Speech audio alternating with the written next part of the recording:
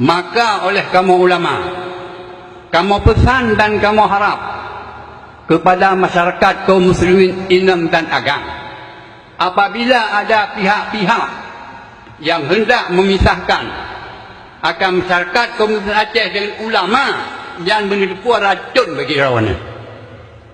Nyo pesan daripada tuan. Cobalah perhatikan kepada makna tempat kamu-kamunya. Apakah dia kamu hanya berdiri kepada rawan? Sangat kamu berdiri kepada rawan. Tapi benda tipu ada pihak-pihak di Aceh yang ingin untuk memisahkan rawan dengan kamu ulama-ulama. Tapi bila anaknya rupanya menipuannya penyakit racun bagi rawan.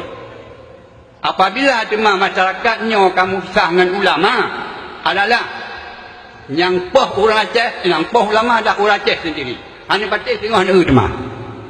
Demikian sebagai pesan.